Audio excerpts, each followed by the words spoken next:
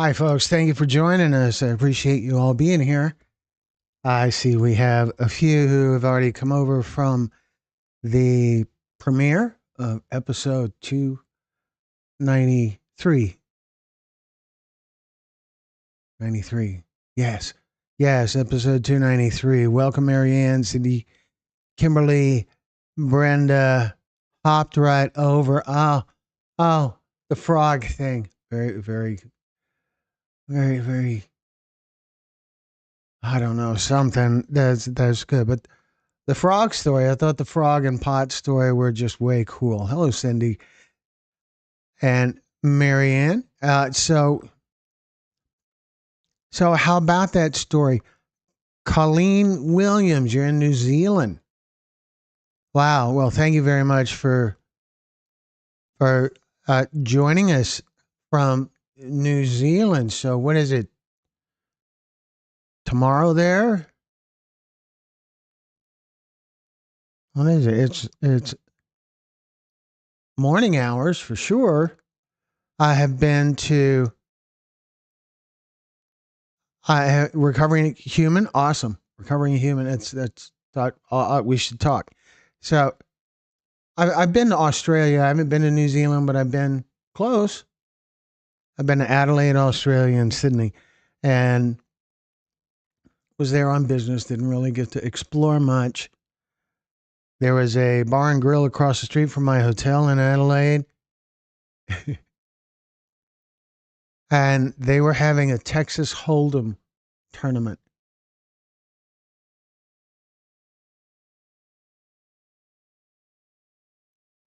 Wednesday afternoon. Well, there you go. So so you could tell me the lottery numbers. I guess not. All right. So anyway, Brenda Colleen, I love your country's architecture. So want to visit someday. Uh, Hello, Chrissy. Thank you for being here. Whatever in the world that first name thing is supposed to be. Chrissy, as in Austin Chrissy, right? I'm pretty sure.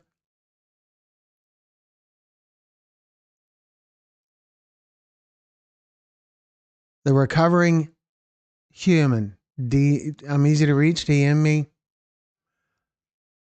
Direct, like, find your channel and send you a message. Is that, or are you on Facebook? We're on Facebook and also on TikTok and Instagram and LinkedIn, but I don't really pay as much attention to that. That's just how it works. But recovering a human, we have a series on our channel that is all recovery stories. There is, I believe, there is just over 50 of them. Direct message, I think, is what DM means, Colleen. Or it could stand for doesn't matter. I don't know. Anyway, so back to our story. What did y'all think? What stood out to you guys? I'll do my best. It seems like there could be some collaborating some kind of way, just hosting each other. Hello, Tasha. Welcome. I don't remember seeing your name before. It doesn't mean you haven't been here. It's just me and my memory, I guess. I don't, but I try. So, what a great story, right? It really it stood out to me how important it was to Karen to keep being in the world, to contribute, to be part of what is happening in the world, to pay forward what she had learned.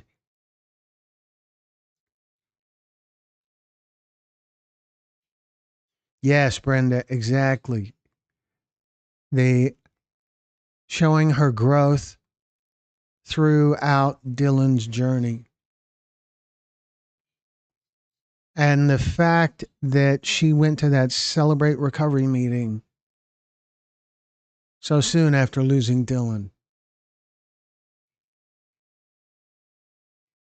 That's really admirable. I'm sure it was a kind of therapeutic, consoling kind of experience for her, but wow, finding the strength to go anyway, and her husband saying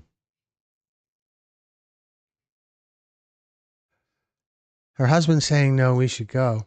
That's that's an unsung hero there. Husbands, I can tell you from my experience interviewing so many people who have gone through this loss, rarely are the husbands among the storytellers, but they are oftentimes there in the room or nearby, lending their strength in a way that empowers their spouse.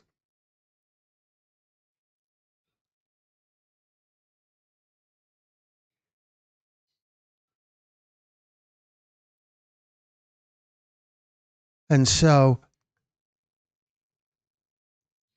husbands, and husbands get grief from commenters often.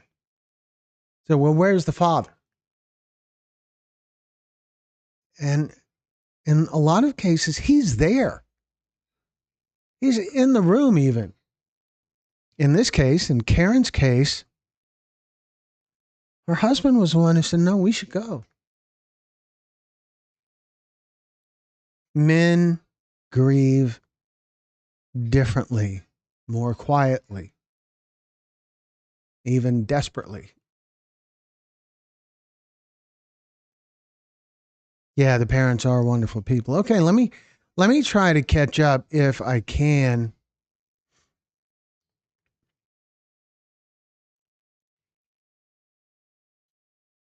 Tasha Nelson, yep. Direct message, recovering human with such a tragic.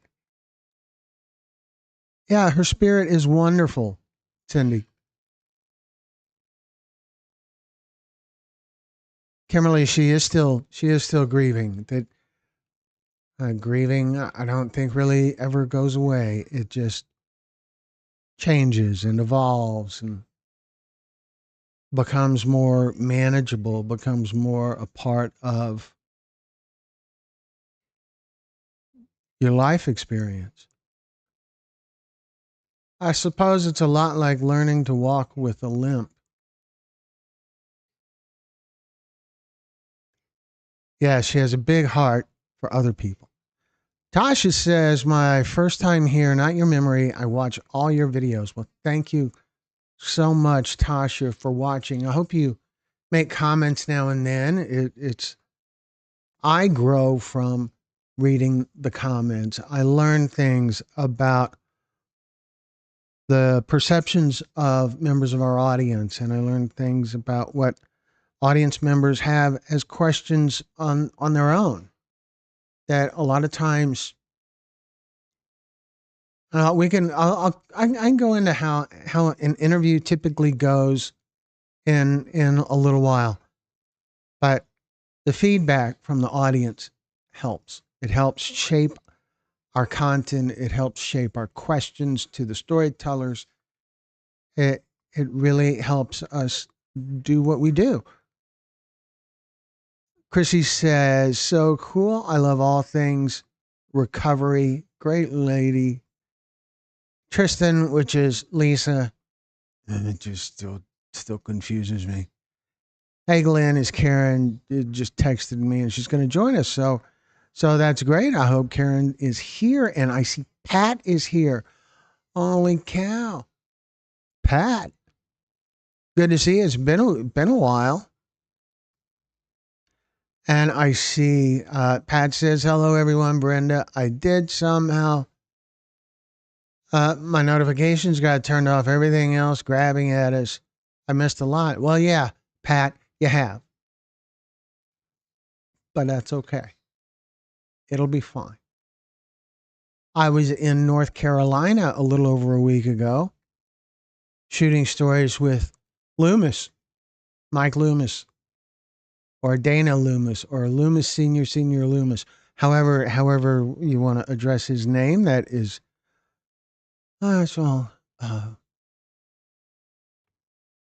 names I've seen him go by. But holy cow, he had a great event in Lexington, North Carolina, where we saw quite a few storytellers. I believe we'll have our first story from North Carolina ready in less than a week, sometime less than a week. The storytellers, one of the burdens that are on the storyteller after we shoot the interview is to send us pictures so that we can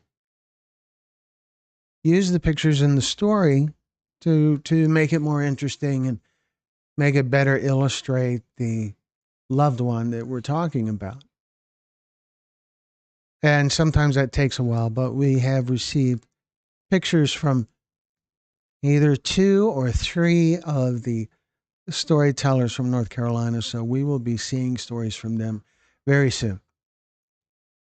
Let me see where I'm at. If I can, I got sidetracked by Pat because he's been gone a while.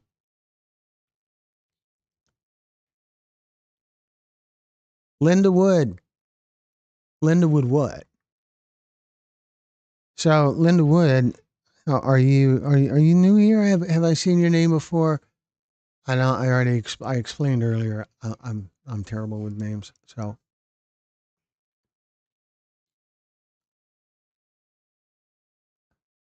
Brenda says, Pat, no worries. We didn't talk about you often. I promise. Yeah, I guess often is relative.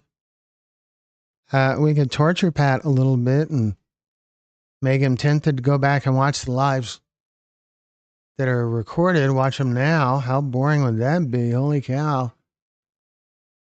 No fee. That references and charts to the sick. Oh my. Some of our storytellers get carried away. Brad is here. Hey, Marianne and Brenda. Brad says. Colleen says, how are people coping who aren't getting money from the government? Does the states help out?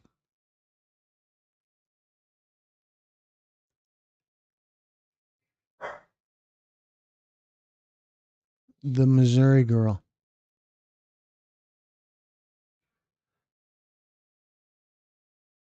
I was just in Kansas City, Missouri. I drove through St. Louis. Anyway, how are people coping who aren't getting money from the government? Does the states help out? Yes, the states do help out some. There are different organizations to help people manage grief, and there's different organizations to help people manage loss. It isn't as formal a as a government operation would be.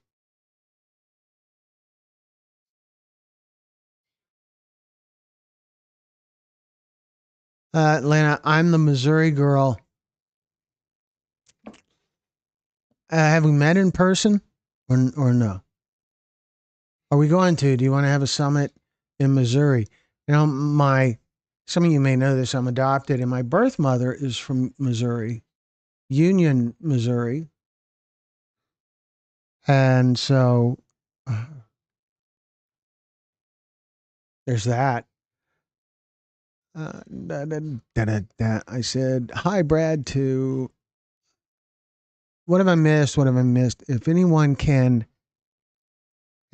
who made a comment that I have missed, please repeat it. Brad, don't forget, I am starting the 5-year plan tomorrow. Yes, tomorrow. Tomorrow is always a great time to do something. My God.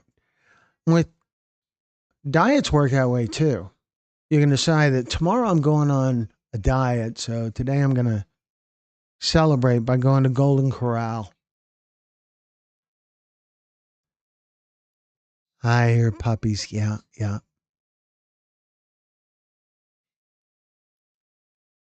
Karen is here, our storyteller. Karen has joined us. So glad to see you here, Karen.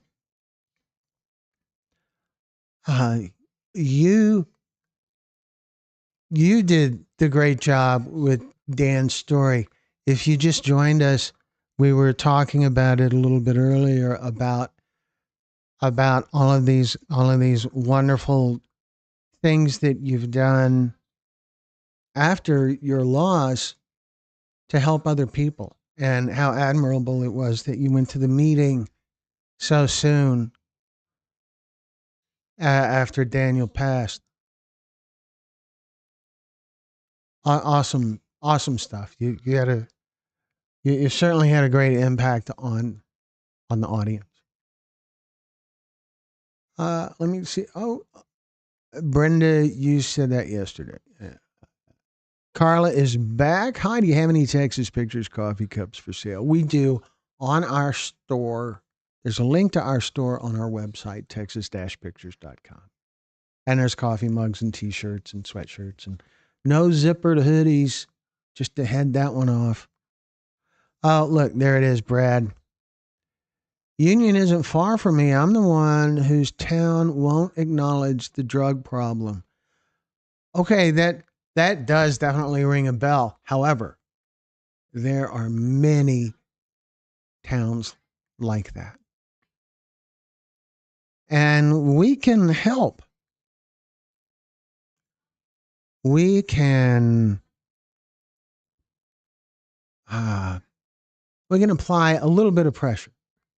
It's we're just a YouTube channel, but we can contact law enforcement agencies. We tend to have a really good relationship with law enforcement. We've done a lot of work with the Houston Police Department and Mothers Against Drunk Driving, and through Mothers Against Drunk Driving, a lot of work with a lot of work with other law enforcement agencies, kind of across the country.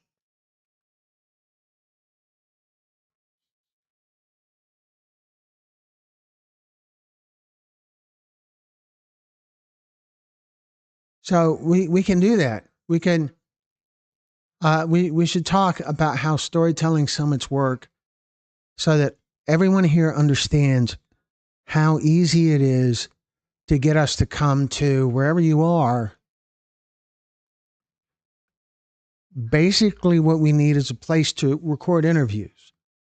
And a place to record interviews needs to be an empty space big enough to fit a full size SUV, basically. Not that we're going to put a SUV in the space, but that's about the footprint of the setup that we use to record the interviews. In addition to that private kind of space, we need another space where people can wait and fill out the form that they fill out. And in that space, people also meet each other and mingle, bond, and all of that. There's some real magic that happens in that space. Not maybe in the interview process as well, but that space, I feel while I'm recording interviews, I feel like I'm missing a lot because I'm not in the space where the crowd is. And what we need is at least 2 days of interviews, 6 to 8 interviews per day. And they all need to be people who want to share, not who've been persuaded to share, but who want to. There's a difference. The stories don't have to all be fentanyl poisoning stories. They can be about cannabis induced psychosis or domestic violence or human trafficking or addiction recovery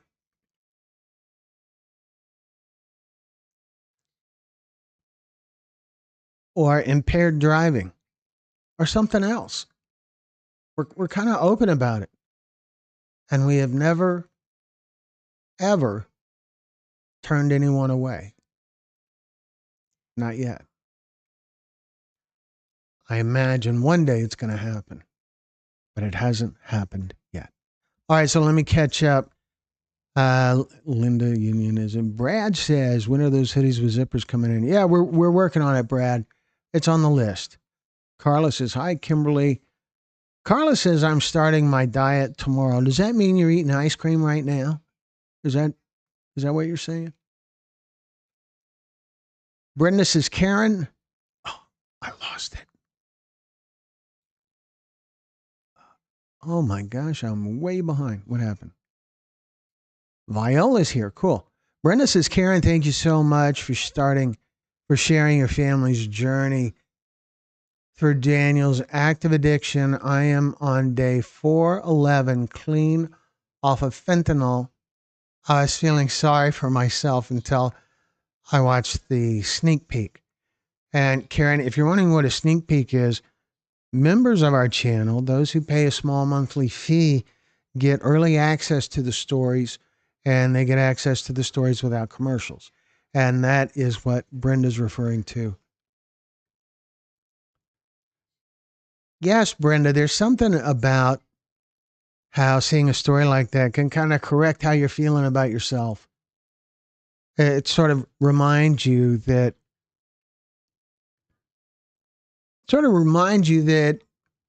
what you take for granted, someone else is praying for, right?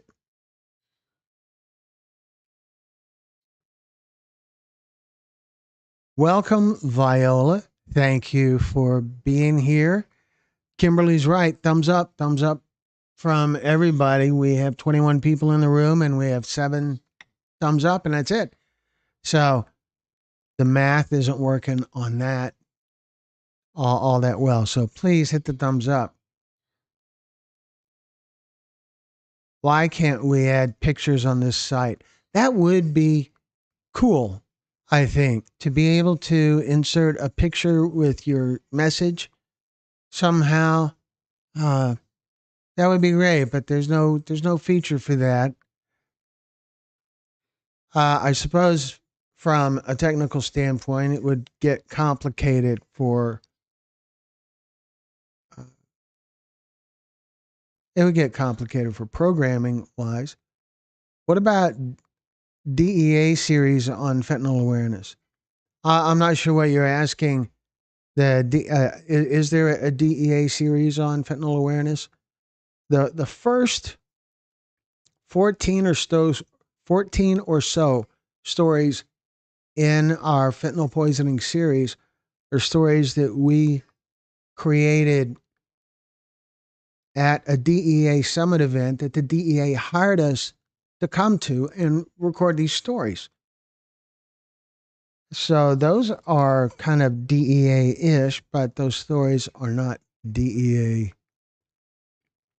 property. There was a bit of an issue about that at one point. So uh, Chrissy says, hi, I don't think anybody gets help from the state government regarding this, at least I nor my daughter in law or anyone else I know have in 3.11 years, only NP Sunrise in Austin, Texas. Did you check on Nux? Well, sort of. I emailed Nux, Nicole. I emailed her and I have not heard back from her unless this email that just came in is from her, and it is not. So I have heard from Jesse from Recovering Humans. So, holy cow, you are on it like a rat on a Cheeto. I will get back to you. That's awesome. Brenda says, Brad, yes, I did say that, and I will start tomorrow. Remember, hoodie with zipper is jacket. Colleen says, my daughter took drugs for 30 years. She is off now, but her memories are still muddled, and she is violent towards me. Well, that's that's terrible, Colleen. Uh,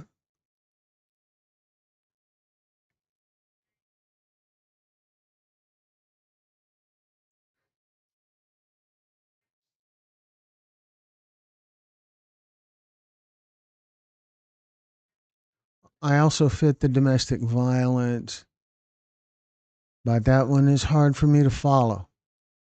Hard for you to follow, Linda. Uh, are the stories hard to follow? I can see how they could be hard to watch, but I don't know. Uh, but Colleen, I'm sorry to hear about the issue with your daughter. When you think about when you go on a flight somewhere and they give you the whole safety briefing that you have to sit through at the beginning of every flight, they talk about how if the oxygen mask comes down, you have to put your mask on first before you help whoever you're traveling with. You have to take care of yourself first. You're certainly in a challenging circumstance.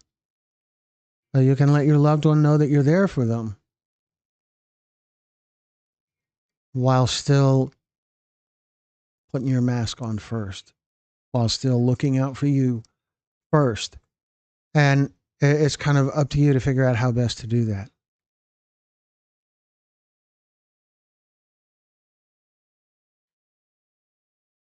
Kimberly says, I would like to share my story. And we will do that. We will get to Memphis somehow, or come to Jackson or Ridgeland, Mississippi, wherever it is. I don't know. So anyway, but if you can come to Jackson for the storytelling summit there, we can do it there. Brenda says, well, I need an upper GI surgery, but refuse to have because of my history with addiction. How are you going to post surgery? How are you doing post surgery? Okay. Sorry. I'm trying. Linda says, I also, okay, we talked about, we addressed that a little bit. So let me, I'm going to do a few more and then I'm going to explain to you about how the interview process works. And we have a couple of storytellers in our audience so they can kind of chime in and let people know what it's like from their perspective.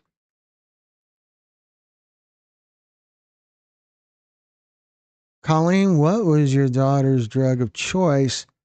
How long has she been clean and when did the violence start? That's Brenda. Brenda's Brenda's on it. Brenda's figuring stuff out. Linda, the DV is hard for me to watch too because of my childhood. I watch when I am feeling strong. Okay. See that now that is a thing. You watch when you're feeling strong. The other things, the other things, the other big thing about the DV stories is they are all stories of victory. The victims who share their stories are in great places now.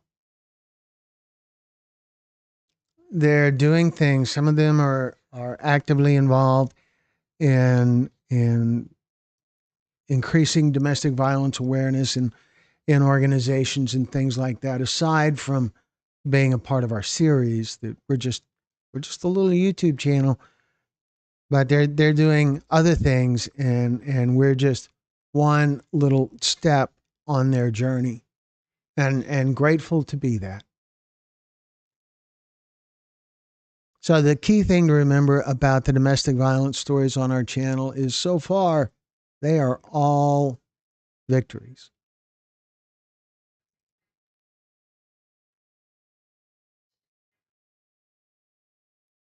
Joanne hit the thumbs up. Good job. Yeah. Marianne did that, and we're up to 15 likes. We're at 25 people, and we have 15 likes. So hey,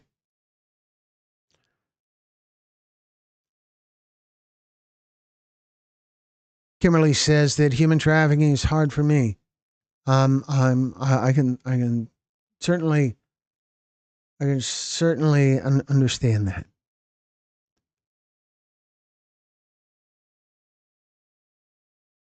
Kristen. Hi, Kristen. Hello, beautiful, sober family.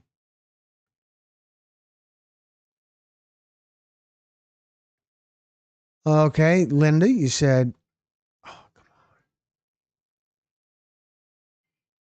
oh, where is it?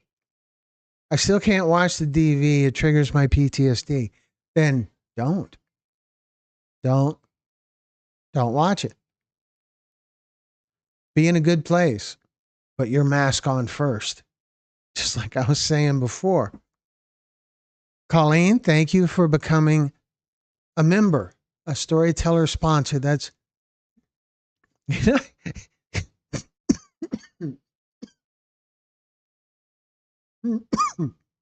wow.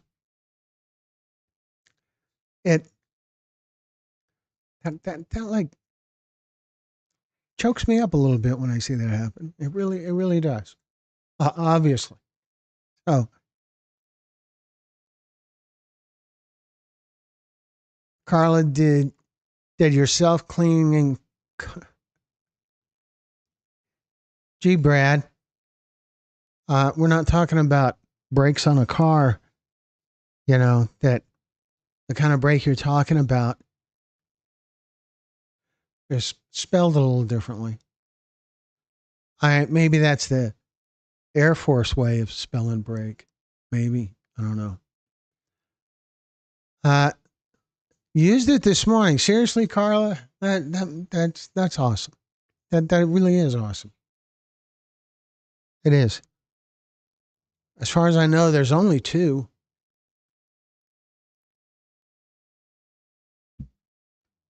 Oh, that is not good coffee. Risk is here. Thank you for joining us, Risk. Kristen says, howdy, Kimberly, and we must heal. Kimberly says we must heal. That's a wonderful, simple, basic, top priority thing. We have to heal. We have to heal. Folgers, no. No, it is just not that good. Carla asks, Risk, how you doing? I'm just here. I'm ready for heaven. Carla, when is Mars going to meet Blue? Oh, Blue. Blue must be another dog. Or is Blue a cat? That'd be fun. I guess I'm just here too. You got to keep on keeping on.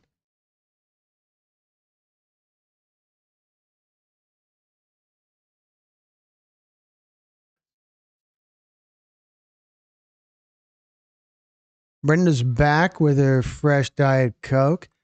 Viola says the three-part series on cannabis-induced psychosis was informative and valuable to be able to share with my elderly cannabis-supporting friends and relatives. Glad she mentioned PTSD and veterans. Yeah, it was a really in-depth presentation. It's not interesting in the way personal stories are interesting, but it is a very factual, useful information kind of presentation with Dr. Antley. Brad says, what do you think about peace in the Middle East? So Brad's keeping with that theme of lighthearted topics for sure. Peace in the Middle East is,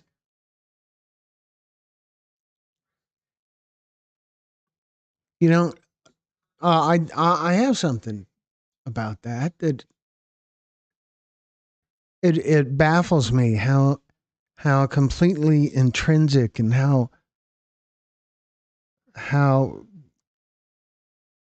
inbred the hatred is. And I've been all over the world. I mean, literally all over the world. I've been to every continent on Earth except Antarctica. Maybe I will show you if I can make it happen fast. So I've been all over the world, every country. Let's see. So if I move this way a little bit, this is where I've been. And here's what I can tell you about that. People are all the same.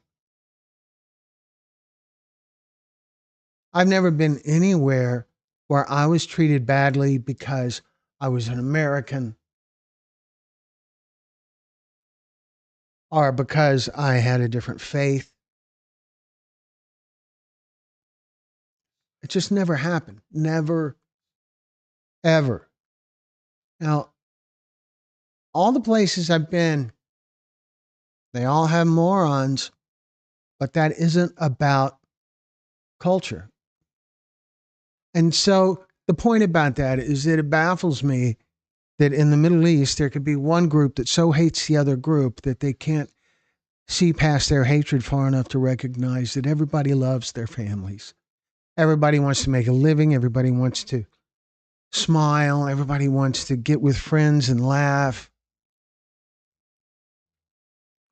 It baffles me. So that's what I think about peace in the Middle East.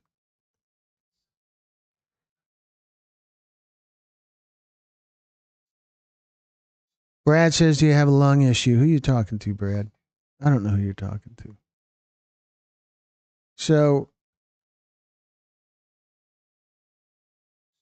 Chrissy says, "Coffee sounds really good. Gotta get to the meeting. I really enjoyed this. You have a good time with the meeting, Chrissy. I'm glad you joined us." Or yeah, whatever that name is you got there. I never forgot about my recovery. It earned me shelter, food, and love. I was homeless from smoking cigarettes. My dad and brother still smoke nicotine, but my mom didn't kick them out of the house. Interesting. Very sorry for what you had to go through. Coffee break and break. Oh,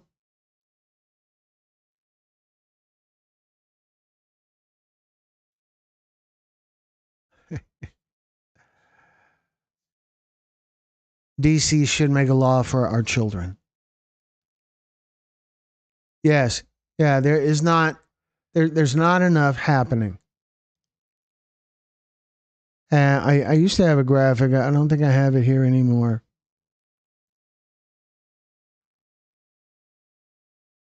I don't I don't see it. So this fentanyl crisis started in 2013. And I can get the facts here. I got them right here.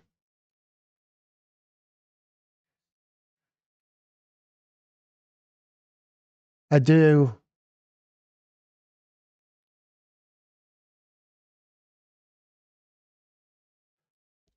According to the CDC, the increasing presence of fentanyl and illicit drugs began in 2013. 2013. 12 years ago. The U.S. Department of Health and Human Services declared the opioid crisis a public health emergency in 2017.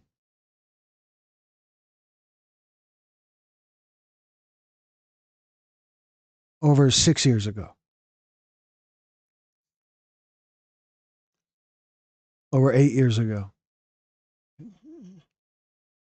My math.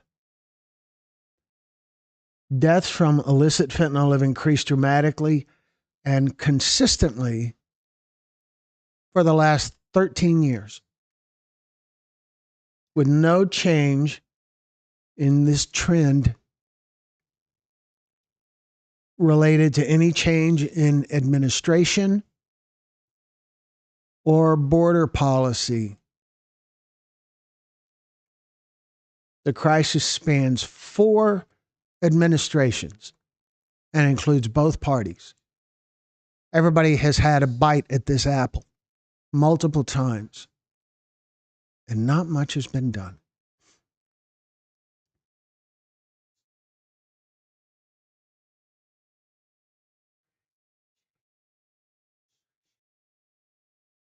Rhonda Kirkland Phillips says, "Thank you for the cannabis psychosis stories. I've learned so much and have been able to speak with my teenagers about the risks." Yes, we are working on we have quite a few more. With all of these things, we learn as we go. And so just like with the cannabis stuff, there's at least 2 sides to the argument, and probably way more with the cannabis psychosis stories. We hear from a lot of people that are cannabis users who become very defensive anytime you're critical of cannabis. And so they make comments. What I've noticed about the comments is that they tend to be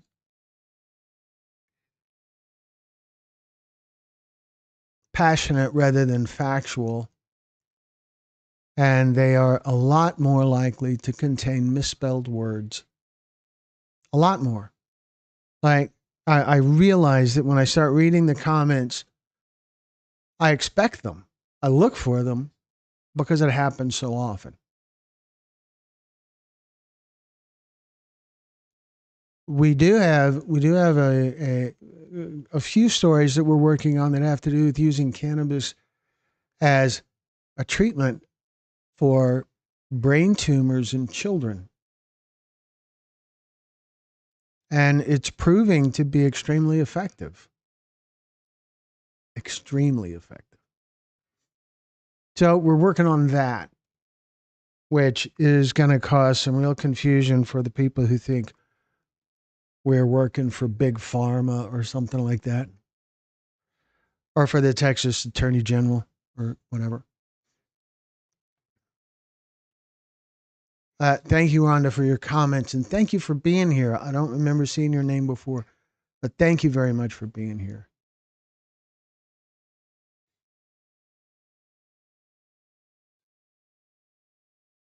Hey, Brenda, are you going to sue autocorrect for causing you stress? That'd be good. My state has a fentanyl murder law. Awesome, Risk.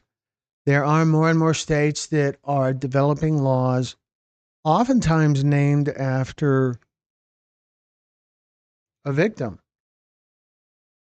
And the laws are pushed into place by a victim's pushy parent. It's awesome. That is how that's how government is supposed to work. The people make the law. But it is a slow process.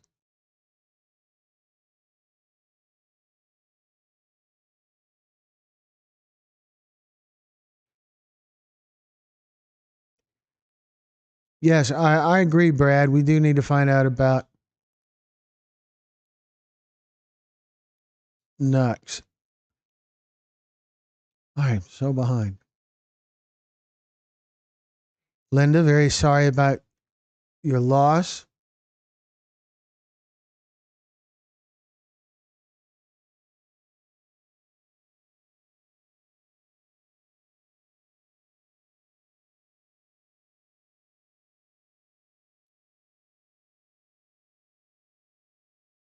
Where am I?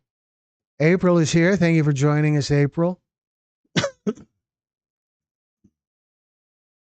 Kristen says, I'm considering going back to an only closed, like a closed door, only women AA group. Whatever works for you. That's the way to go. Part of the beauty that what I've learned about AA from the people I've talked to and from my experience with Al Anon when I was in college is that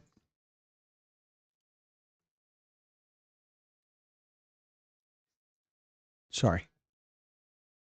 from when I was in college is that there are lots of different kinds of groups out there, and you just have to look for your fit. And maybe your fit is women only, maybe something else, but your fit is out there, and you'll find it. Why does a family a loved one from overdose on fentanyl from her friend here in Memphis? I'm not sure I understand that. My daughter died from fentanyl in 2016. Very sorry, Linda. Thank you. Thank you for sharing. You're certainly among friends here.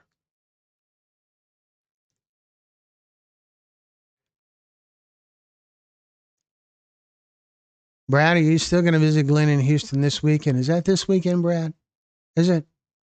Well, come on down. I know you asked about traffic. Yeah, yeah. Traffic is nothing in Houston. You come on down. You'll see. You'll see. Come on. Brad, Karen and Kristen try to celebrate recovery in your area. Karen Karen said a lot of wonderful things about Celebrate Recovery, and I'm not very familiar with it. I'm more familiar with AA because that's more of what I've heard about from people in recovery that I've interviewed. But Celebrate Recovery, I've heard of that as well, and I've heard only good things about that too. And I have heard a few criticisms about AA that I know it isn't suited for everyone, and that's why there's all different kind of treatment options and recovery support options out there.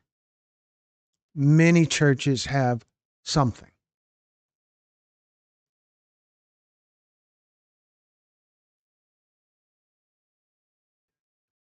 Brenda says, Kristen, I think a closed women's group is a great idea. The number of criminal sex offenders being ordered to AA meetings is up 9% over the last 5 years.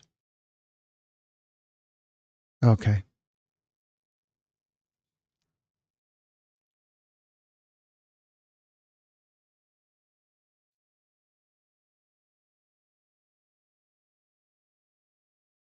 Okay.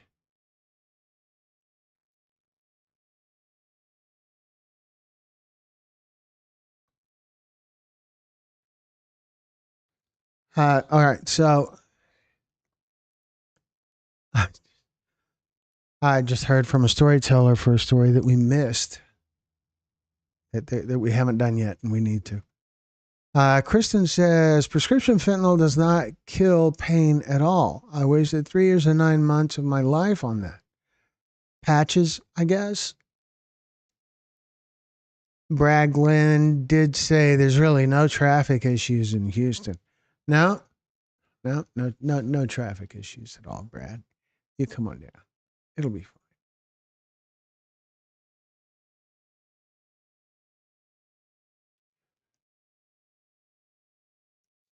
Kristen, how was that even issued to you? Yeah, it's weird. I'm guessing, Kristen, that it was patches that you were dealing with, and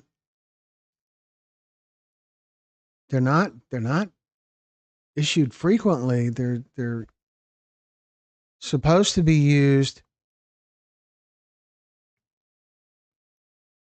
in very limited applications that are in pretty severe circumstances.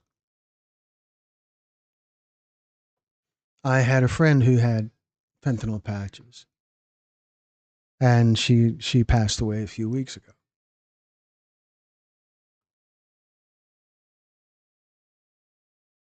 Riss says pot isn't what it used to be. No, no, it's not. This is not Woodstock weed. A doctor told me that it is not your parents' weed. It's not the weed that was around in my generation. I graduated high school in 1980, and what's out there now isn't what was out there then, for sure. It is far more potent, calling it natural isn't just inaccurate, it's just flat stupid. How can you look at something that has a gigantic boost in the THC content and still say, well, that's natural? How does that work? How stupid is that?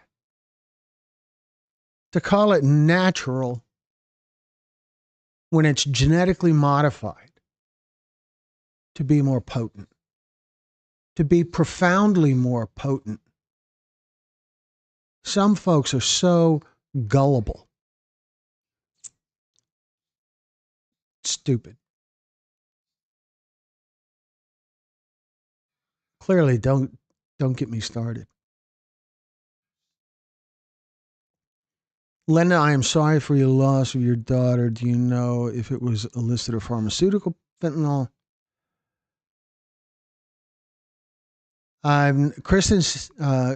Kimberly says I never heard of prescription fentanyl. It does exist. I've seen it. It was a little peculiar to stumble across it at my friend's house.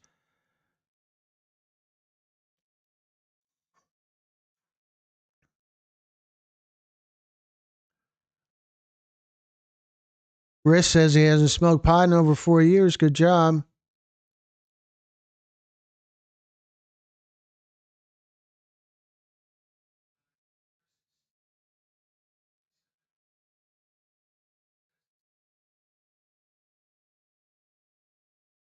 All right, Kristen, I believe you. I'm just going by what the statistics tell me. Kristen says, yes, and true, Linda, we become a target for our own blood families, the people who have the problem, the people who want to quit the behavior. Brad is asking for Carla to please respond. Isaiah May Abdul Aziz, Theater of Creative Consciousness, Fighting the Evil of Fentanyl through a soul opera titled what? Isaiah? What? I don't. Did I miss something? I could have missed something. It's just me here. I'm reading this stuff, running the YouTube stuff right here and over here, and you guys. So I'm going to miss things now and then.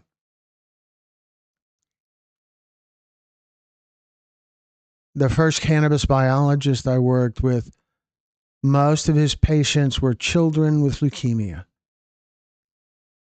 And what's the story with that, Kristen? Is there a treatment there that merits attention? Karen says Celebrate Recovery is a Christ-centered program for anyone with a hurt, habit, or hang up. That is brilliant. A hurt, a habit, or a hang up. Because it's all addiction. The specific substance or habit or whatever doesn't really matter much. It's deep down at the base, it's the same villain. It's the same thing. It's addiction.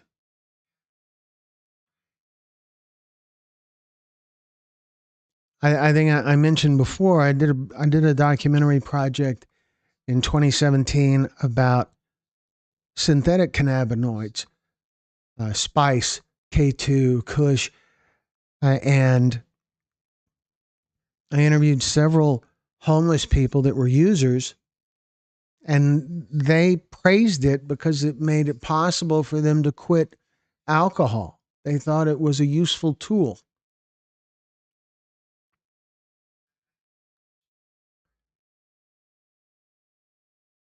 Dad, Rain was only in Virginia for 1 week before she died. Ethan had others there from the Navy. Okay. Oh. The scroll keeps jumping down to the bottom. Brenda says, Kristen, my city is so small. I got sober at an AA meeting that had exactly 4 men who attended. They welcomed me with open arms, but remember, if something doesn't work, try something different. But don't stop. That's it. If it's not working, try something different. There are a lot of options out there. There's a lot of options just within AA. And there's a lot of options outside of AA. There's a lot of options. Having someone like a sponsor, someone that you are accountable to, and someone who is accountable to you that you can count on is an extremely valuable thing.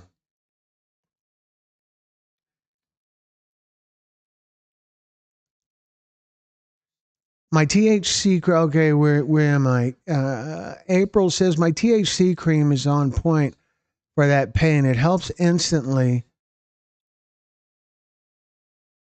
And April says, I'm so sorry your friend passed away. It was a long, slow descent for her, and it was a rough journey. So THC cream is on point. April, that could absolutely be a thing. We are developing several stories right now about kids that have been treated for brain tumors. Kids. One of them, her journey started when she was 2 years old. She had a brain tumor bigger than a golf ball. And she had 3 months to live. And a treatment that involves cannabis has gotten her cancer free. She's 10 years old now. I interviewed her. Way cool.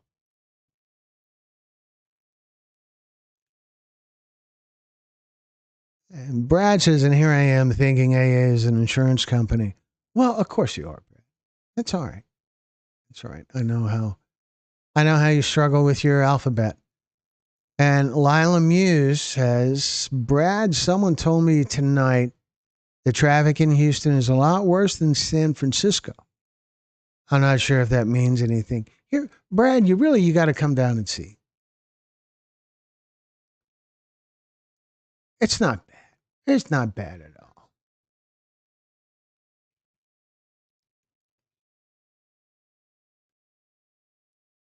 Kristen says, recovery teaches us to choose our own higher power. We are not told what higher power to have, which is opposite of the third step. I wish these Christ-centered people would do the 12-step work. And Kimberly says, hello, Lila. Brenda Miller says, Karen, I don't know if you have had joined the chat when I was praising the Celebrate Recovery Bible. I shared a link so anyone can order it. I love mine. That's awesome.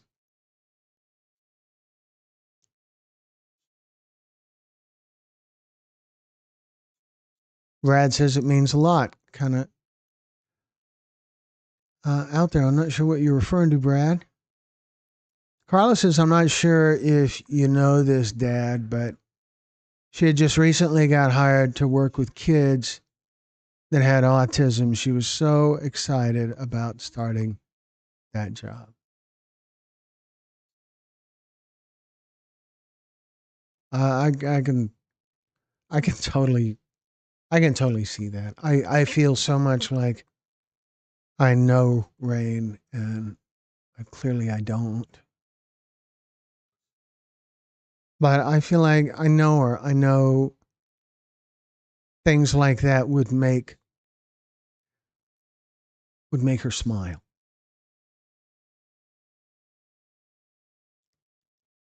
Lila says, my terminally ill cousin was prescribed fentanyl patches before she passed away.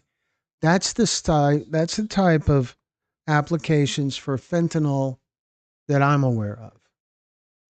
Fentanyl patches for people that are going through cancer treatment sometimes, people that are in hospice, people that are terminal. Lila says nothing natural about it. You are correct, Glenn. Well, of course I'm correct. Holy cow. But yes, nothing natural about it. Saying when I hear a cannabis user say, well, it's natural, what I think in my head is, well, that's one way to let people know you're stupid.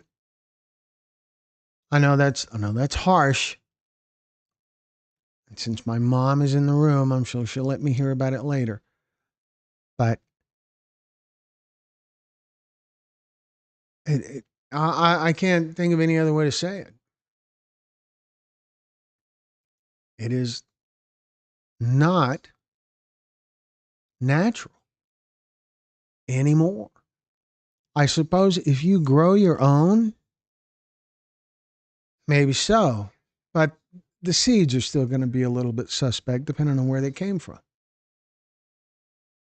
It's a weird thing.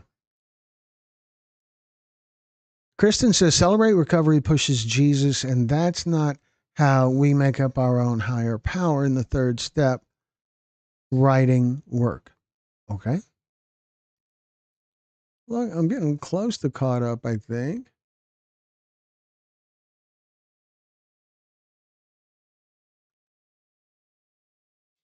Brenda says, Kristen, I'm not a step person, but the step fly in the face of addiction being a disease. Also, Bill and Dr. Bob never started or finished the steps, and they stayed sober. Oh, holy cow! Bill and Dr. Bob. That's the AA founders, right? I'm a friend of Bill's.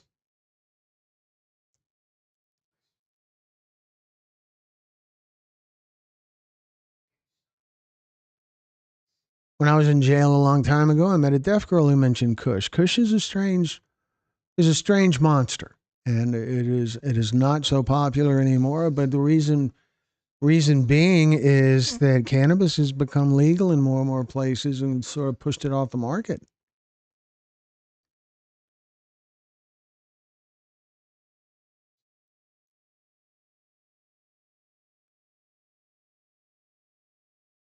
The fentanyl patches were garbage. It does not kill pain. Fentanyl patches can kill, though. I know someone who lost her mother because she neglected to remove a patch before applying another one. It's a thing. I feel like any drug that can be prescribed to you and they also give you a couple of boxes of naloxone, of Narcan, that ought to be a pretty gigantic flag that maybe not. Maybe you ought to just take an Advil. I don't know.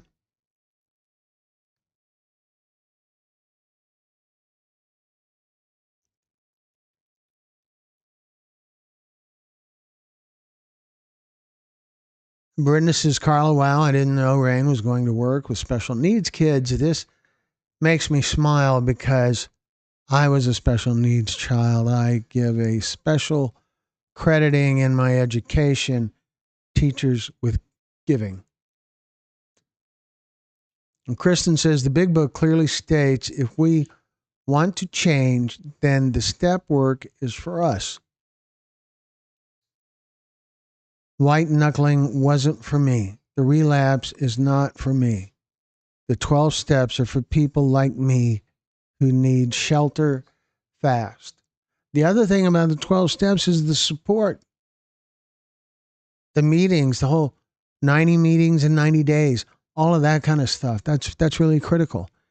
to make use of the support, because you providing a sponsor with an opportunity to help also helps the sponsor. It's a two-way street. Everybody grows. Everybody grows.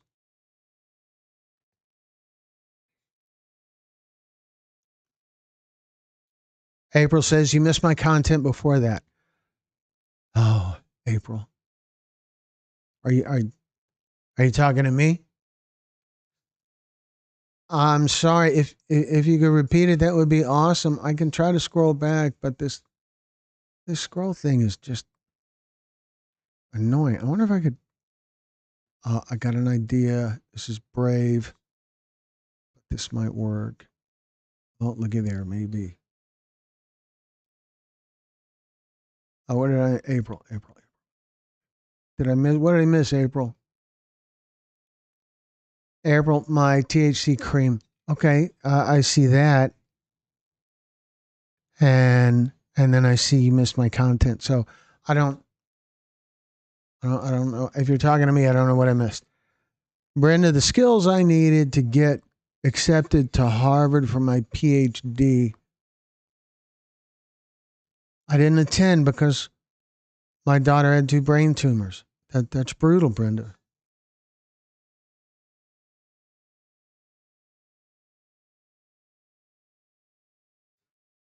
April says, I'm so grateful you are sharing both sides because they're both true. Yeah, they are. There is there's a lot of cannabis defenders out there who basically do this. Anytime you say anything critical about cannabis, they kind of put their hands over their ears and go, la, la, la, la, I'm not listening. I'm not listening.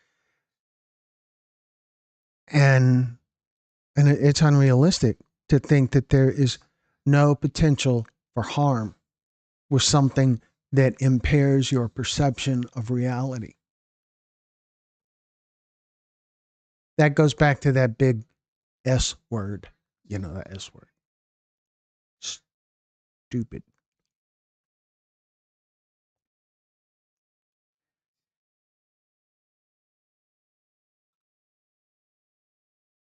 Kimberly says, I agree, April. Kristen says, I wasn't allowed to live at home because I smoked cigarettes. The writing step work changed me. I no longer have that mental illness. I wanted to arrest my addictions forever. No substitute. Good job, Kristen. I don't know what that is, but okay. So sorry, just got a text message here. I realized, I realize we're live and all, but it's just me here. So, uh, Kimberly, I agree. Rain is so beautiful. I would have to be. It would have to be a color book so her beauty would stand out. And Carlos says Kimberly Rain and I were going to write illustrate a children's book together before she passed away. I keep feeling the urge to write a book and dedicate it to her. Thank you for saying this. It's confirmation. Very cool. Carly, you do have a lot of resources around you that could help create that book.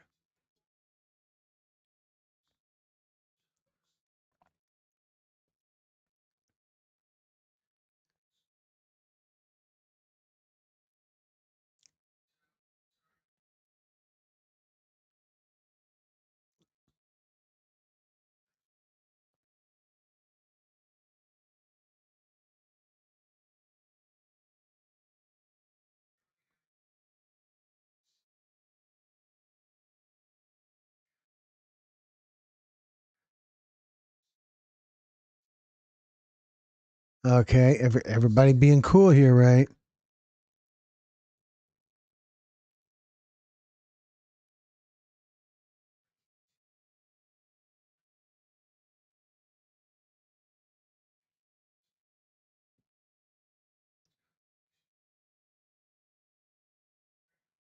Wow, wow. We did what? I'm trying to catch up here, folks.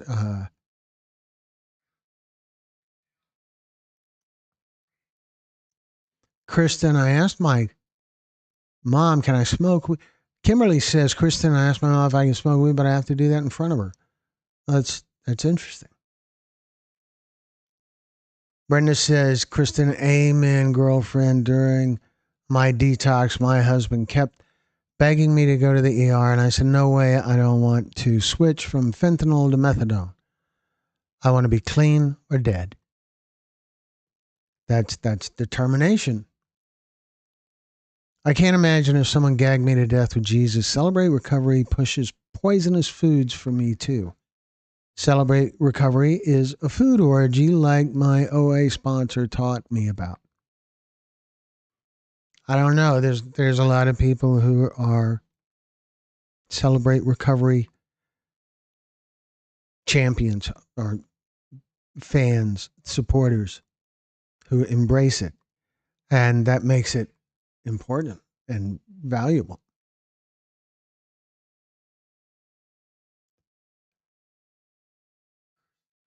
Chris, I guess I'm grateful to have changed so quickly for shelter, food, and love. I wasn't permitted to go to detox or rehab according to my blood family, so AA was my only solution.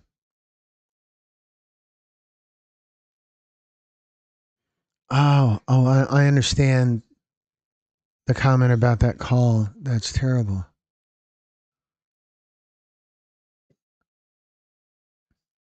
Um,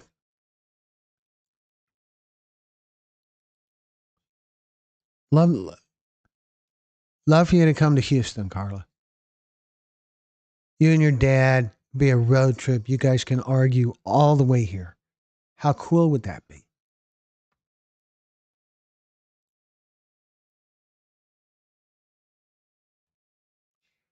Brenda says, Kristen, just because something's not right for us doesn't mean it won't work for hundreds or thousands of others. Please remember that before trashing any recovery programs.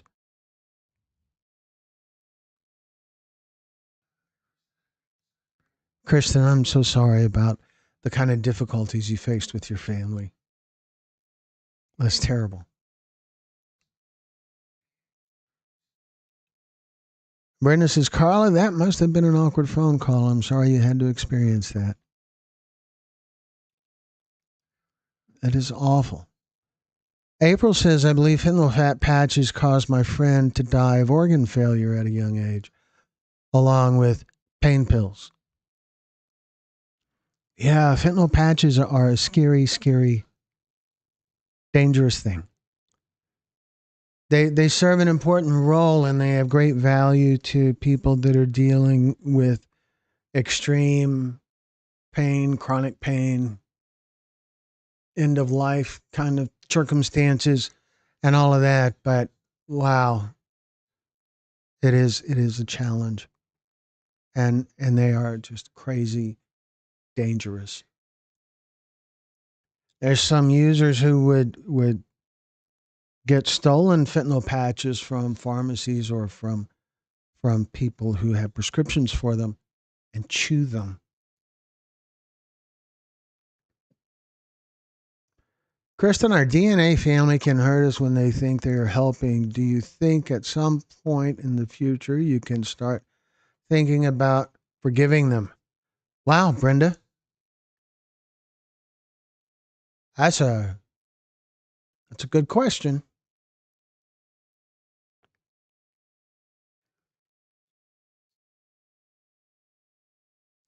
Kristen asks, how many people have you sponsored in Celebrate Recovery?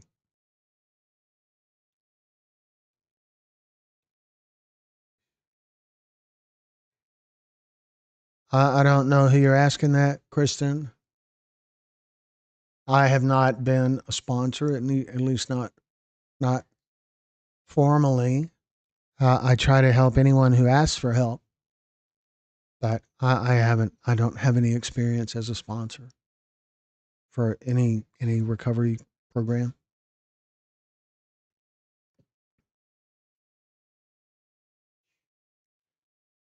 Brenda says, Carla, you are, oh, hell, I lost it again. Ah, come on. Carla, you are so strong. I would have been looking for someone to make that phone call. Bless you for your courage and your strength. You know, Carla, really, I think that writing the book could be a really good thing. We can help you. We have uh, we have a couple of graphic designers, and we can help you. And I'm sure other people would be thrilled to help you.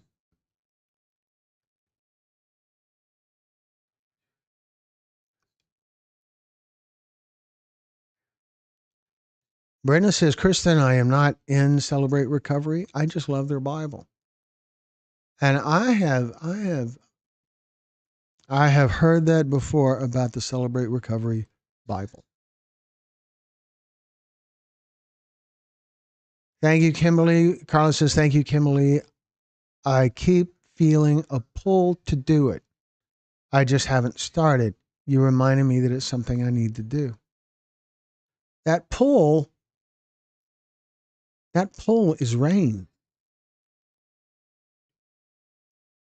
I bet. And so there's different ways that you can start easily. When you're going somewhere in the car, you can use your phone to record notes just by speaking into it. There's solutions for that. And then you've got the notes, and then you organize the notes as part of another step. And you know, it seems like during that whole process, rain will kind of be with you, looking over your shoulder, arguing with you, agreeing with you. It's got to happen once in a while, right?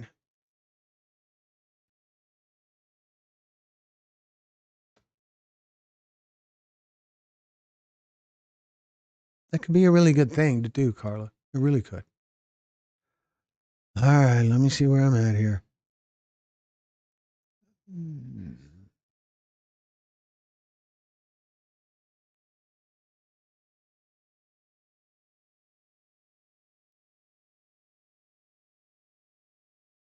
Kristen, you're sounding a little frustrated.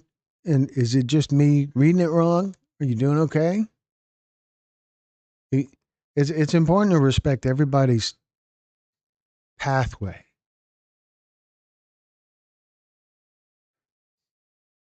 And obviously, that's important.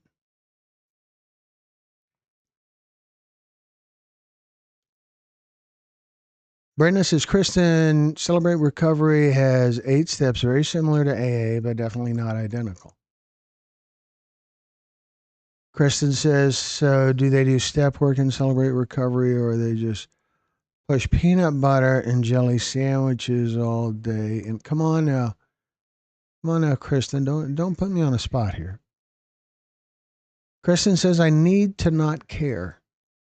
That's been the key to my recovery for the past 7 years. I go to Bible study. Well, there's a wonderful solution.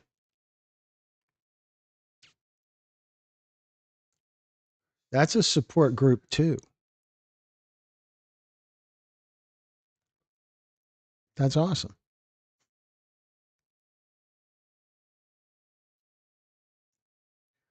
I am so behind.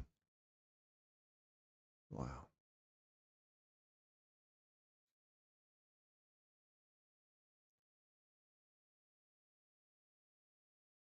There we are. Kimberly says, congratulations to you, Kristen. Linda says, everyone uses programs that fit their needs. Yeah. That's the real thing. The beauty of all the programs that are out there is that all the programs are out there.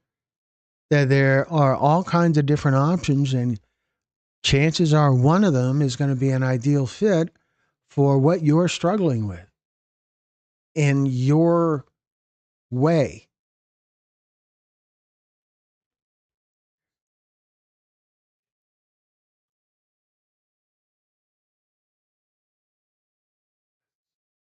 Brenda says, yes, celebrate recovery does step work and it can be just as beautiful as any other program. Addiction does not have a cookie cutter solution.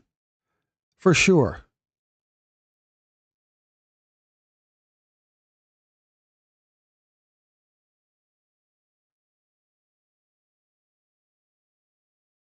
Kristen, 7 years. Cindy says, Kristen, 7 years. Congratulations. Kimberly says, my high power helps me with my recovery. Kristen, you made me laugh remembering my 90s, my 90 and 90 girl. That was difficult, and I only managed 87 and 90 due to an ice storm. I was sick of meetings by the end. When are you going to do recovery series again? We are working on recovery stories. We work on all the stories together. We have cannabis stories to edit, fentanyl stories to edit, and recovery stories to edit. Not as many recovery stories as fentanyl and cannabis stories, but we have some of each that we're working on, and we're always we seem to always be recording more stories, and we're just gonna keep doing that.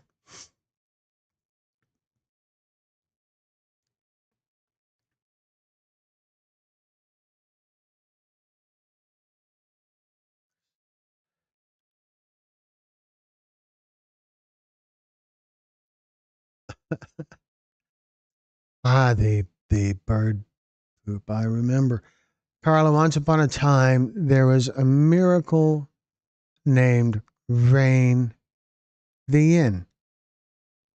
Oh, okay. Well, there's your open and your close, Carla. Right there. Right there. Brenda did that. Now you have a co author. Look at what you did.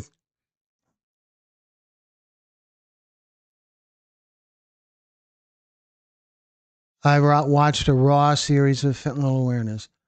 Raw. I don't. Is that some other channel? Maybe.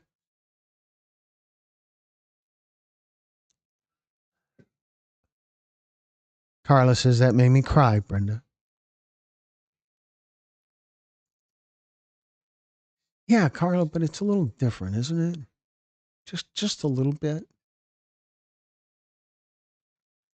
People care about you, Carla.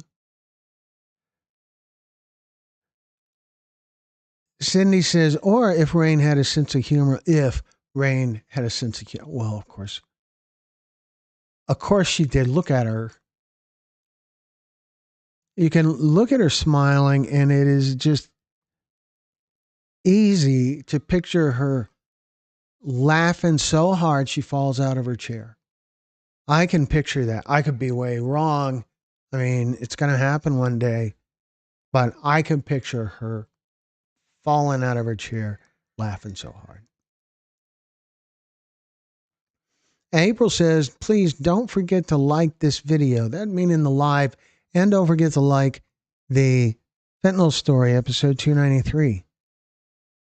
And we're in one of those sweet spots where we already have episode 294 ready to go. Isn't that awesome? Carla says, Cindy, she absolutely did. Brenda, Carla, I don't mean to make you cry unless they were happy tears.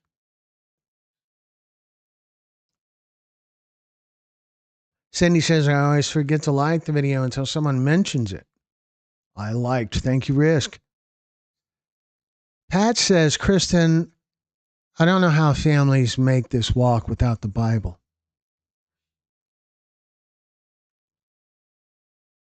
Kristen says, I will always trash detox, rehab, and anything that promotes money to get sober. I wasn't gifted those toxic ways, God is aligning my steps. I believe in God.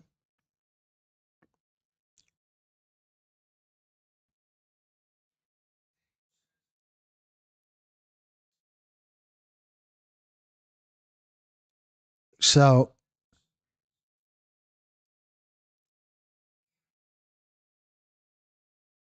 it's great to have that strength, Kristen.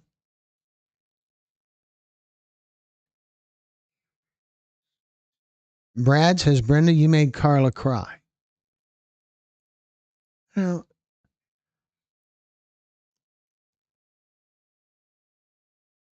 uh,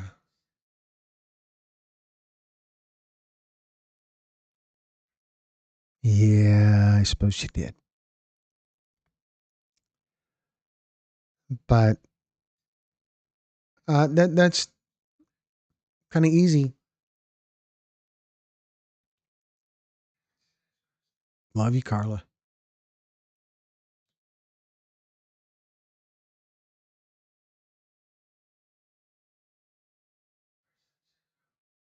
Kristen says, God is responsible for forgiving everybody. Jesus Christ hung on a cross so that everyone's sins would be forgiven. Brenda, you must be new to the Jesus Christ story. Welcome. Now, Kristen, that kind of feels like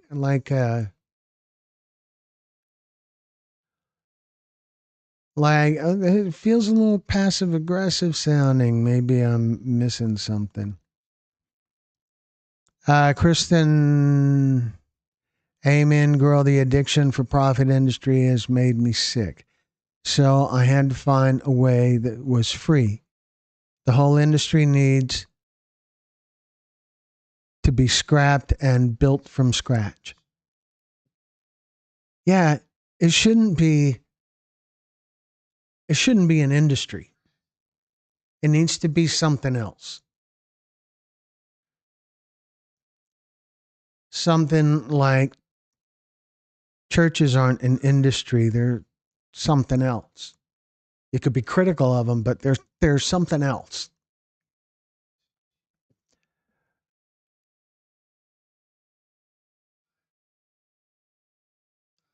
April says, God help me get sober in 2011.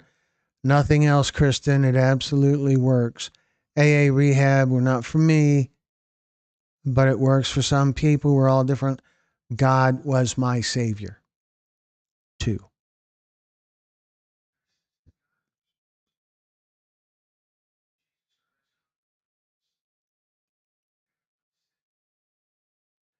I am so close to getting caught up here.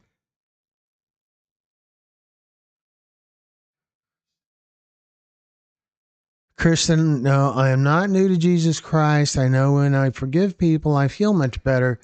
I hope I at least get to the pearly gates so I can argue my case for entry. Well, I think you have a good case. What I think doesn't really count, but I think you have a good case. And forgiveness is a great tool. But guys, when you don't forgive, what you carry around is is a this weight that belongs on someone else. I, good take, Brenda says Cindy, Carla. I know Rain looks just like you. Yeah, you can see it in the eyes, really in the eyes, even though the eye makeup is different.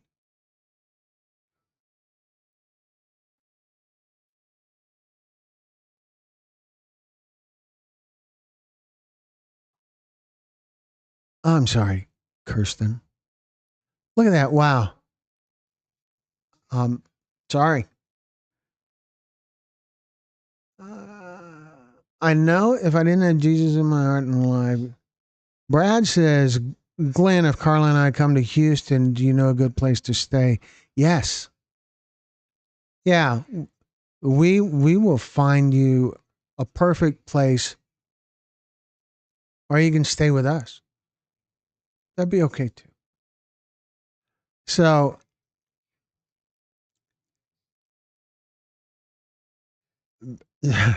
I'm really sorry, Kirsten. I've been doing that all night and other nights too. I think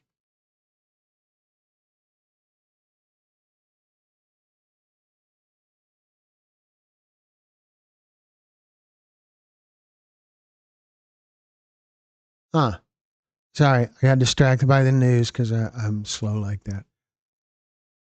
April says maybe next time you come visit, I'll tell my recovery story and how it worked for me. Sure, we can do that. Cindy, yes, April. Amen, April. Pat, I didn't want to interrupt the conversation, but I want to share we have a new law in Virginia that makes for people to be charged with murder for a fentanyl death.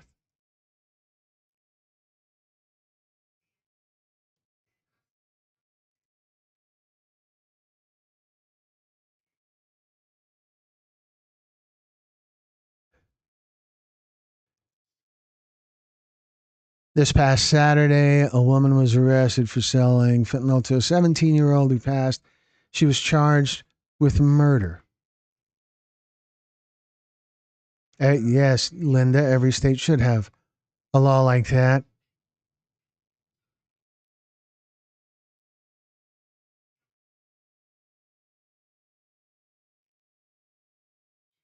Bully magazine. Oh, from Portsmouth. At least that's where we met, Portsmouth. Bully magazine. Thank you for being here. I appreciate you being here. Uh, Anyone who projects negativity on me is negative themselves. Yeah, that is definitely true. Negative, defensive, whatever.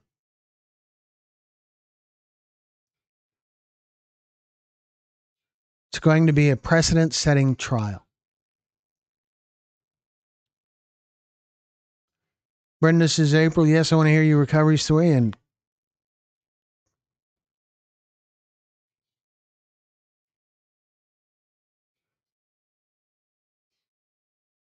I used to think this group helps support my recovery, but I think I'm wrong. Well, I'm sorry. I'm sorry you feel that way. I don't I don't know what to say to that, but I'm sorry you feel that way. We all do what we can, and we're all straight with each other about how we feel about things, and that certainly has value.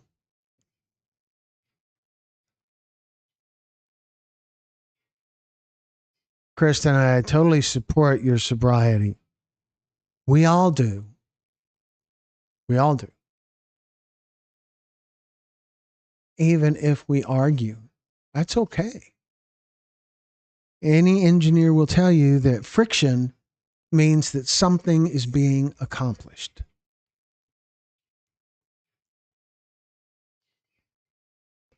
All good here, Bully Magazine.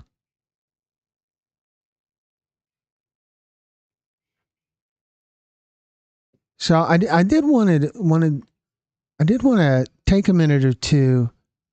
Look at that, we've got over 40 people here. How's the likes? Let me see where I'm at here. 21 likes. We got 43 people here and 21 thumbs up. So anyway, if there's anyone watching who's watching on their television and not on my and and you want to participate in the chat, you can log in with your phone and chat that way while you still watch it on your smart TV.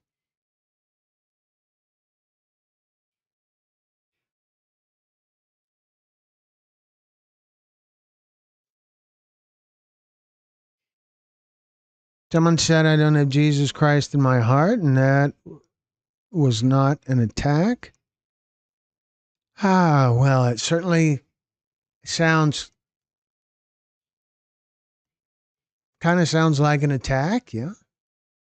Sounds pretty critical.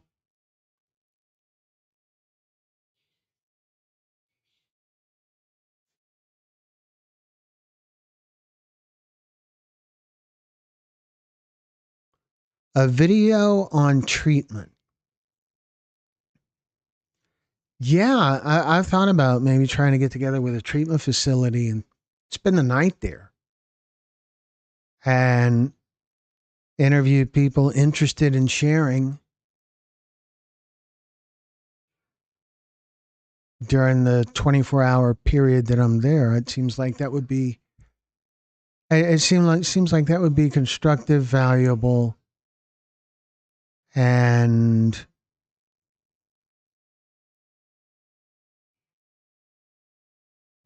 interesting. Something that people would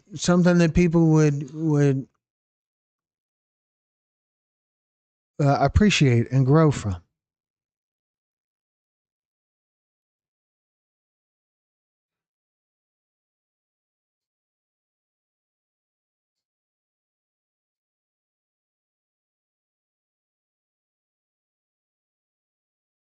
Another aspect. Yeah, yeah, for sure. That yeah, I've been to a couple of recovery facilities, usually for meetings. I don't mean AA meetings. I mean a meeting like a some sort of a fentanyl awareness meeting. The last one that I remember, there were three or four law enforcement officers, some counselors, and some community leaders in this meeting. Yeah, people always sign waivers. Yeah, we always we always do that.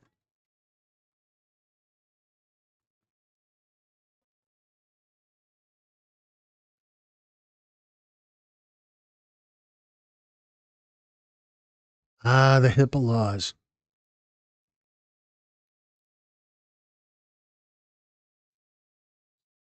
Yeah, the HIPAA laws. They're something. There is. It's been my experience that HIPAA laws do more to protect doctors than to protect patients,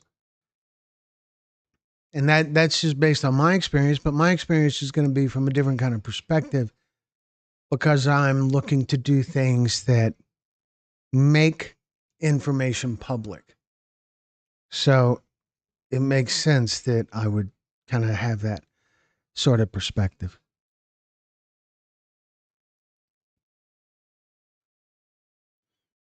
Holy cow, folks, we have been here for a while.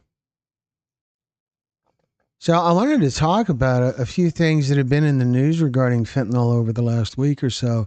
There was a major seizure in San Antonio.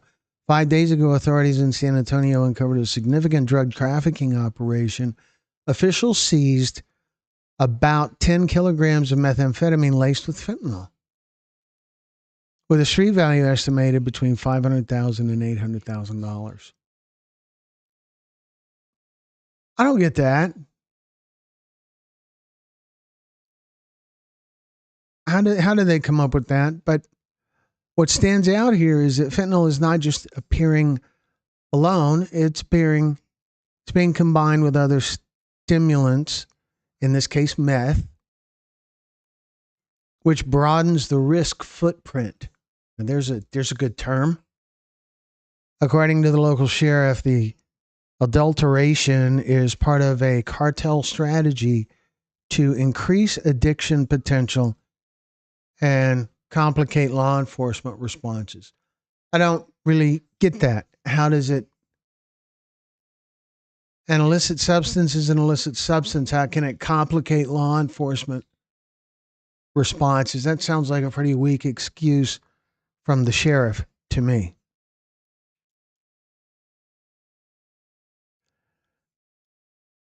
The other thing or another thing that's been in the news is about the rise of trank and xylazine mixed with fentanyl. And 6 days ago, medical and public health sources reported an increasing presence of xylazine, which is a veterinary tranquilizer, commonly called tranq. What makes this dangerous is that xylazine is not an opioid. So standard reversal tools for opioid overdose like naloxone or Narcan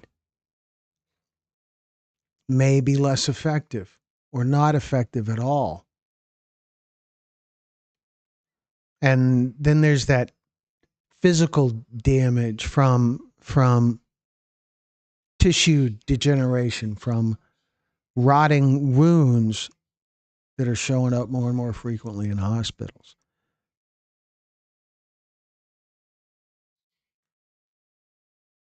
And so this adds like a new dimension to the fentanyl crisis. Not only is the potency of the opioid threat high, but the other chemicals means different medical complications, greater risk, and more challenges for rescuers and treatment systems.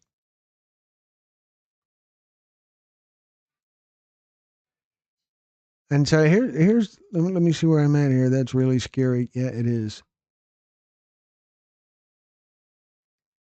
It was Kimberly Smith's comment above. Maybe it wasn't directed at me. Maybe it was directed at all you phonies. Gosh, Kristen, um, all you phonies kind of sounds like the same kind of comment you were complaining about, isn't it?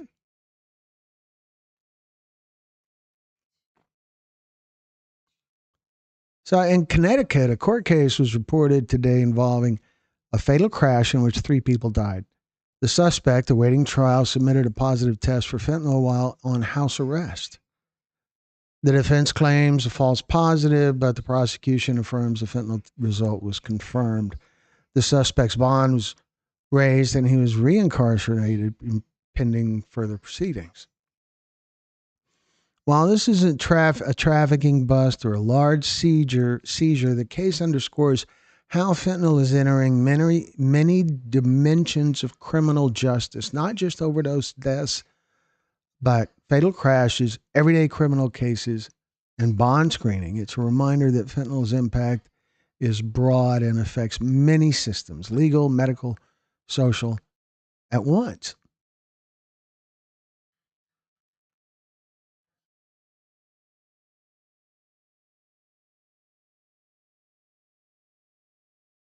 Carla says, I'm so sorry to hear that. God knows your heart, and that's all that matters.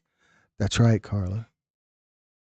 Cindy says, I'm so sorry you're in so much pain, Kristen.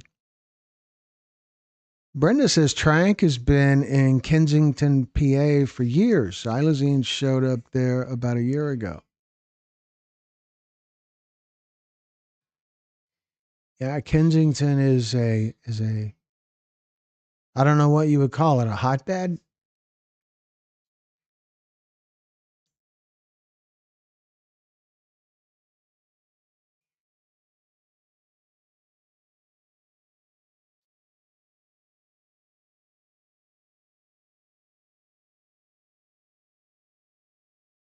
Kristen, you've got this. You're good. You're good. I'll be all right.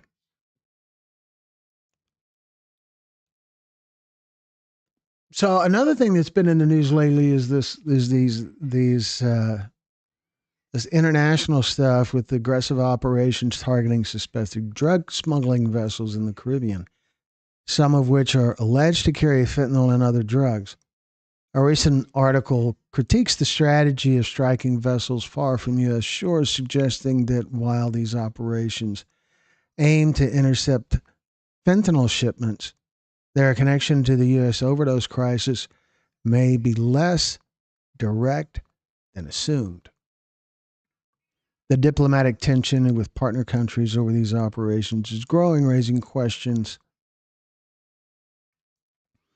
about legality and strategic effectiveness. This shows that even the supply chain of the fentanyl crisis is increasingly entangled with foreign policy and military tactics.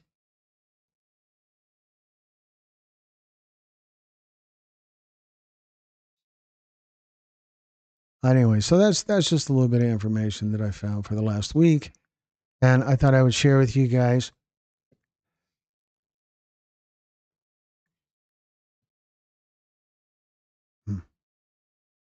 Trank has been in Kensington. Da, da, da. The world is messed up. Dealers always lacing the fentanyl, and I think that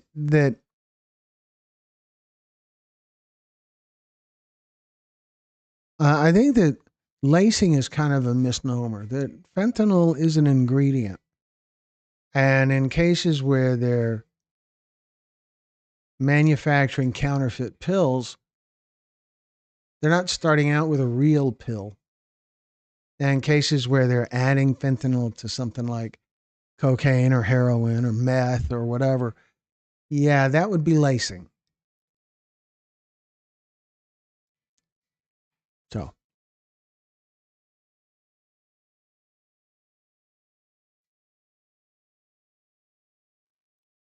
they got the meth thinning off the streets. Yeah, a little bit. I don't think there's ever any real victories in the war on drugs.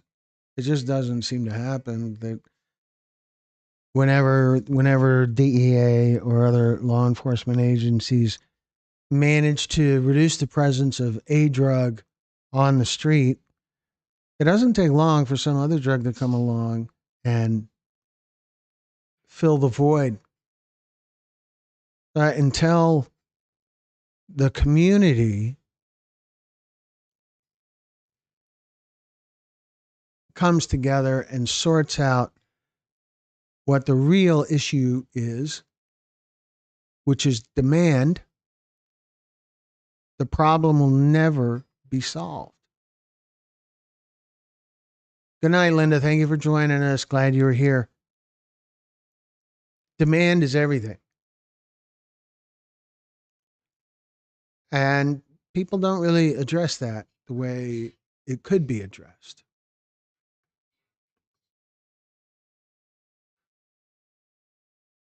April says, Kristen, we support recovery. You got this. I've been sober since 2011. It is possible without AA and rehab. My drug of choice was crack cocaine and alcohol. You one upped me with the cigarettes. There you go. So it's all love here.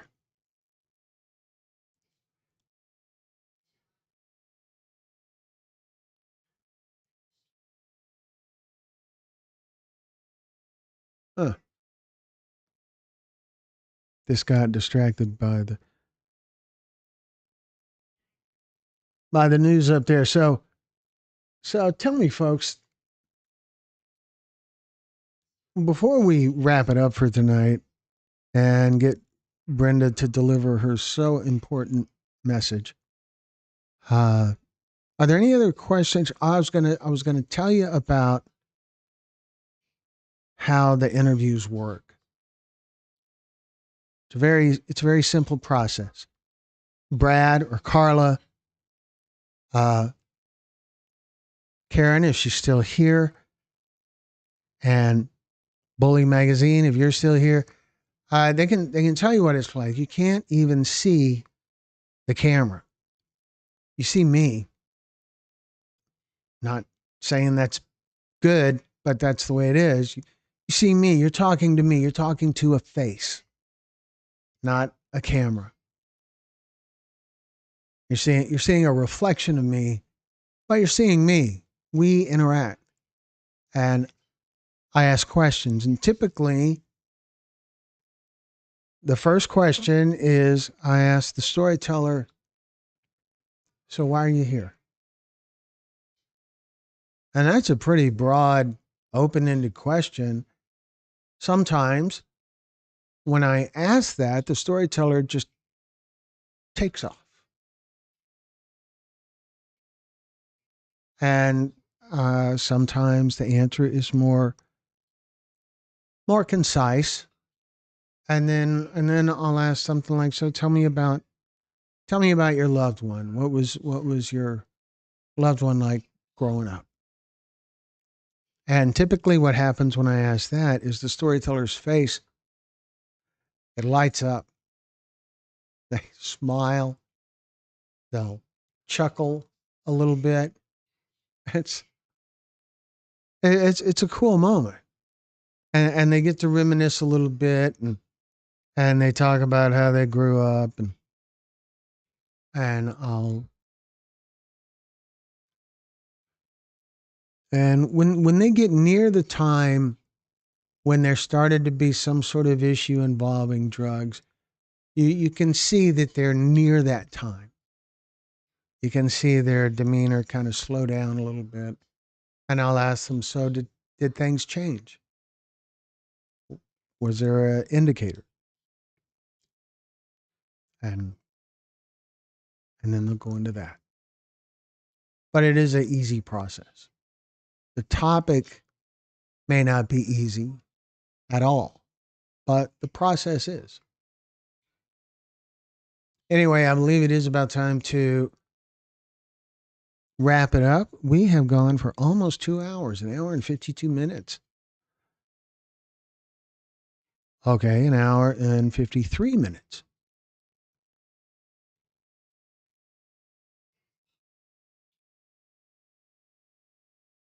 So I want to really appreciate,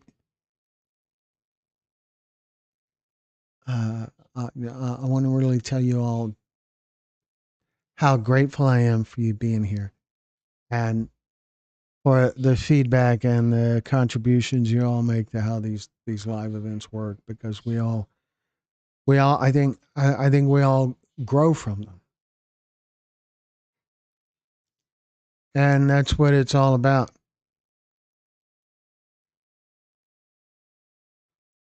Pat says, "Love you, Brenda." Kristen says, "I'm smoking some weed now to help me feel better." Uh, there's a little bit of a flaw in that logic.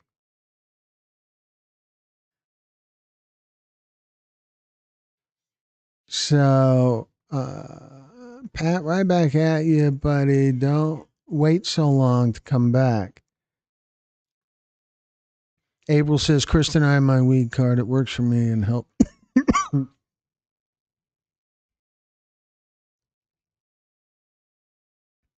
with my sobriety and pain." Pat says, "I can't promise. Brenda got a lot on my plate still."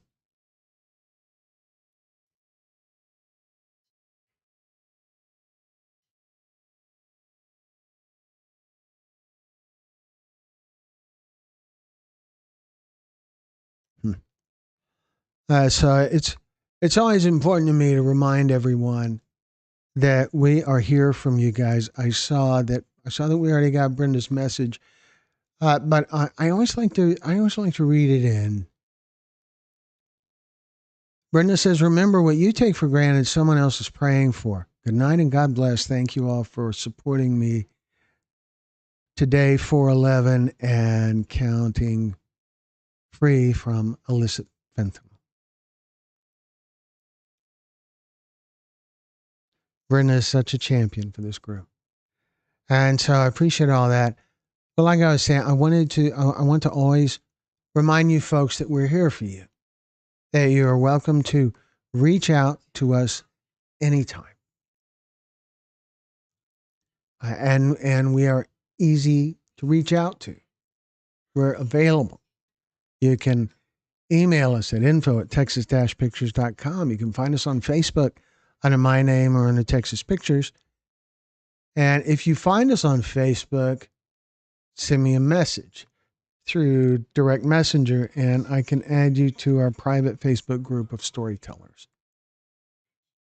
You can also learn more about us from our website at texas-pictures.com.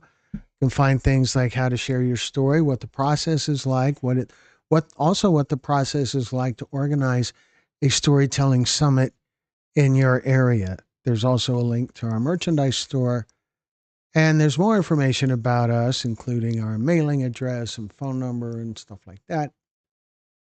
And everyone is welcome to reach out to us anytime we can help you. So thanks again for joining us tonight. It's been a great time, and we will talk to you again next time. So good night, folks.